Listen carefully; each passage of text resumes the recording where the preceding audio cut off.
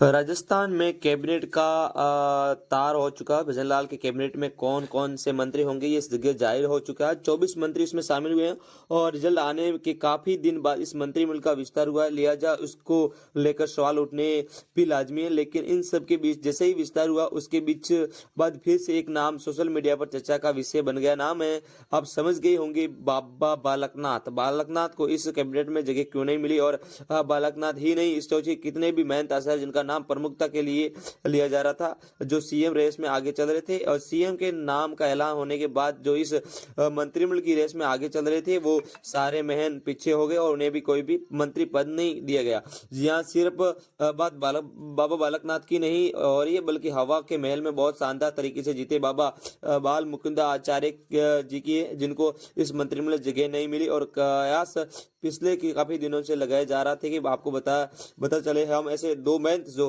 भगवादारी, ऐसे दो महंत जिन्होंने मुस्लिम बहुत इलाके में शानदार तरीके से जीत दर्ज की, और ये दो ऐसे महंत हैं जिनकी तुलना योगी आदित्यनाथ से होने लगी। इसके बयान सोशल मीडिया पर वायरल हो रहे थे। और महतो से मोदी चाहे नहीं मिली, बाबा बालकनाथ में नहीं मिली जगह, बाबा मुकुलाचार्य को भी जगह नहीं मिली। महतो में मोदी शाह क्यों बनाई दूरी?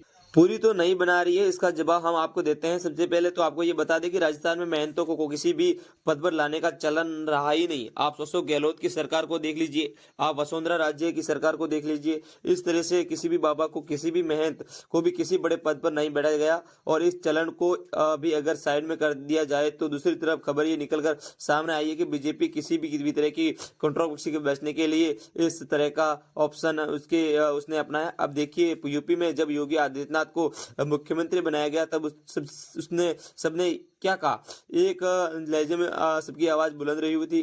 कहा गया कि एक बाबा, एक भगवादारी, एक महत, ये क्या सत्ता संभालेंगे? लेकिन योगी आदित्यनाथ ने अपने कड़क तेवर दिखाए और अपने काम के, अपने नाम से ही पहचान दी। यूपी भी को भी आगे बढ़ाया और तब तो देश में उनकी चर्चा होती है। उनको एनकाउंटर नीति की चर्चा होती है, बुलडोजर की चर्चा होती है, और इसी के साथ साथ कानून व्यवस्था का तरीके से मजबूत हुई, इसको लेकर भी बातचीत होती है। अब आप जानिए, राजस्थान में जो चल रहा है वो एक तरफ, लेकिन इसे उत्तर बीजेपी किसी भी तरह से कोई कंट्रोवर्सी नहीं चाहती। और चूंकि इन बाबाओं की चर्चा पहले से होने लगी है, योगी आदित्यनाथ ने इनकी तुलना होने लगी थी, तो ऐसे में जनता के मन में उनकी छवि सेट हो चुकी थी। ये किसी उसी दर्ज का नाम करेंगे और सोचे अगर ये उस दर्ज पर नाम काम ना करे तो पाते हैं, तो फिर खरी कोट को किसको सुनने को मिलती है? मुख्यमंत्री भजनलाल को या फिर बीजेपी आलकमान को दूसरी तरफ एक वरिष्ठ पत्रकार बनाते हैं। बीजेपी ने किसी भी कंट्रोवर्सी उठने के लिए इस तरह का कदम उठाया। हिंदू मुस्लिम लेकर राजस्थान में कोई बहस ना हो, इसको लेकर ये कदम उठाया गया। और इसके अलावा ये जो जाने माने पत्रकार है, इनको भी कहना है कि पिछले के लिए सरकार में कोई कंट्रोवर्सी ना हो, इसके लिए बाबा बैत और आचार्य को भी मंत्री नहीं बनाया गया। मंत्रियों ने पहले भी बाबाओं की जगह नहीं मिलने रही,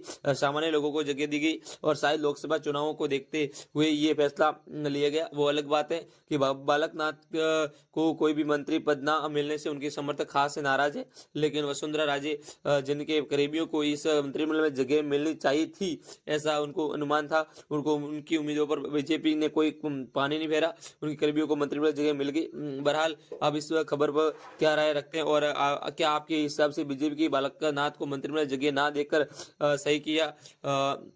आपका क्या कहना है? कमेंट करके जरूर बताएं।